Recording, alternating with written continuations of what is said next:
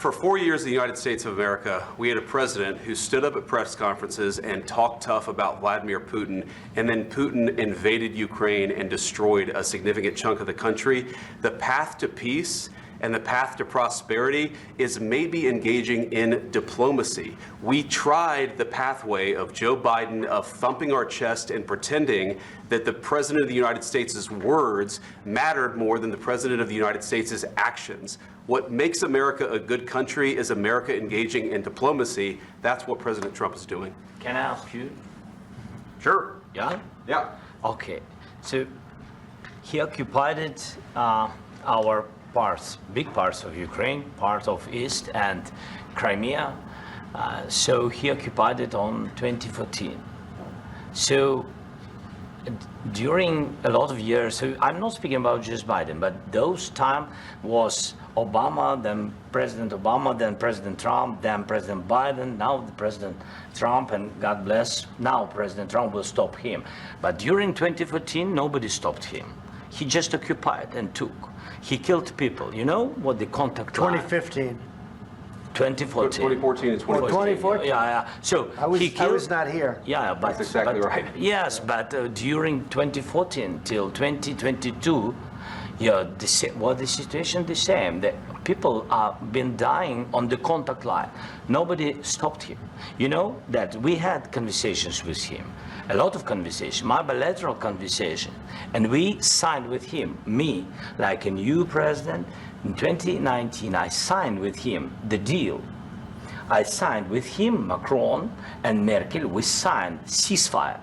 Ceasefire. All of them told me that he will never go. We signed him with gas contract.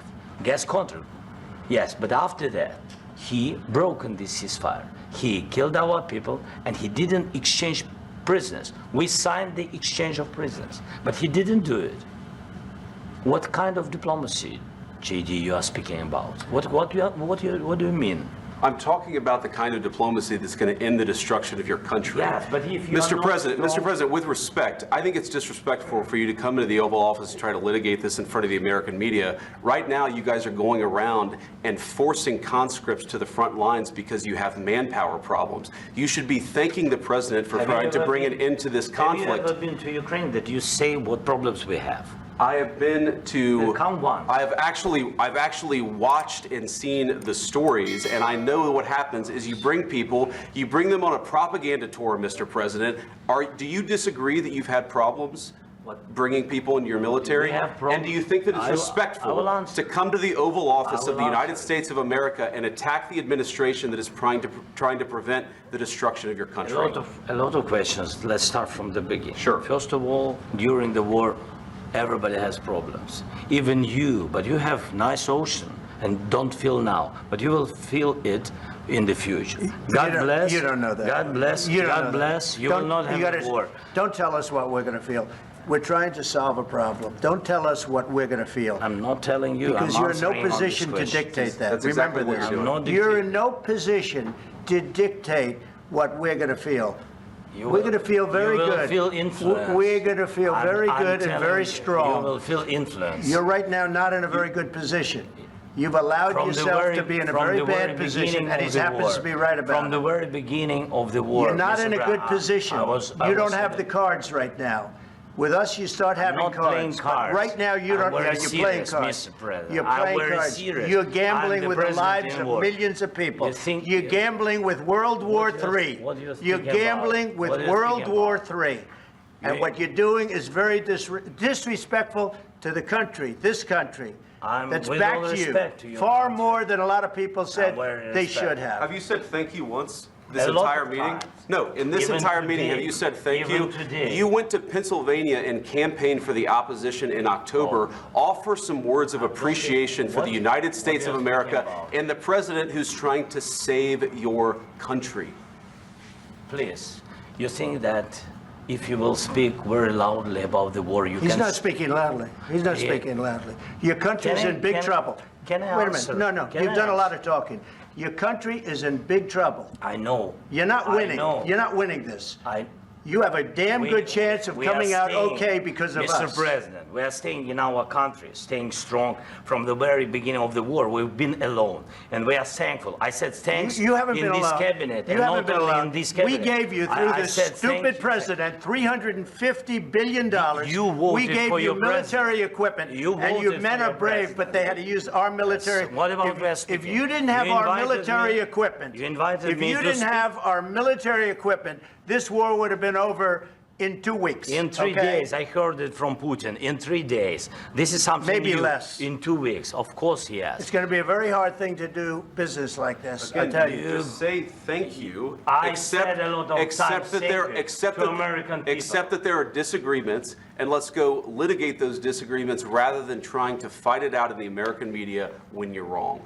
We know that you're wrong. But you see, I think it's good for the American people to see what's going on I over understand, there. sir. I think it's I very understand. important. That's why I kept this going so long.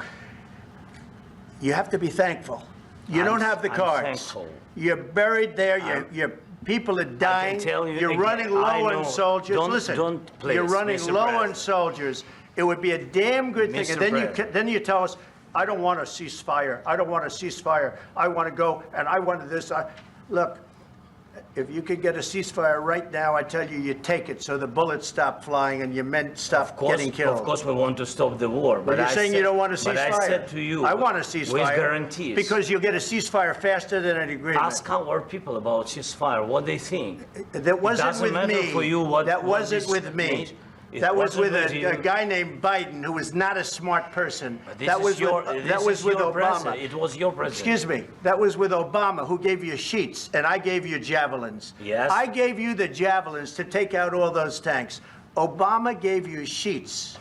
In fact, the statement is Obama gave sheets and Trump gave javelins. You got to be more thankful, because let me tell you, you don't have the cards. With us, you have the cards. But without us, you don't have any cards. One more question to Mr. Vice President. I'm sorry, It's going to here. be a tough deal to make, Um, because the attitudes have to change. what if Russia breaks ceasefire? What if Russia breaks peace talks? What do you do then? I understand that it's a heated conversation right now. What are you but saying? what if She's asking, what if Russia Putin breaks the breaks ceasefire? What if anything? What if a bomb drops on your head right now? But they have Okay? broken ceasefire. What if they broke it? I don't know. They broke it with Biden because Biden, they didn't respect him. They didn't respect Obama. They respect me. But all- Let me tell you, Putin went through a hell of a lot with me. He went through a phony witch hunt where they used him and Russia. Russia. You ever hear of that deal? That was a phony Hunter Biden, Joe Biden scam. Hillary Clinton, Shifty Adam Schiff. It was a Democrat scam. And he had to go through that. And he did go through it. We didn't end up in a war. And he went through it. He was accused of all that stuff. He had nothing to do with it. It came out of Hunter Biden's bathroom. It came out of Hunter Biden's bedroom. It was disgusting. And then they said, oh, the laptop from hell was made by Russia, the 51 agents. The whole thing was a scam. And he had to put up with that. He was being accused of all that stuff. All I can say is this. He might have broken deals with Obama and Bush, and he might have broken them with Biden. He did, maybe. Maybe he didn't. I don't know what happened. But he didn't break them with me. He wants to make a deal. I don't know if you can make a deal. The problem is, I've empowered you to be a tough guy. And I don't think you'd be a tough guy without the United States. And your people are very brave. But you're either going to make a deal or we're out. And if we're out, you'll fight it out. I don't think it's going to be pretty, but you'll fight it out. But you don't have the cards. But once we sign that deal, you're in a much better position. But you're not acting at all thankful. And that's not a nice thing. I'll be honest, that's not a nice thing. All right, I think we've seen enough. What do you think? Huh? This is going to be great television, I will say that.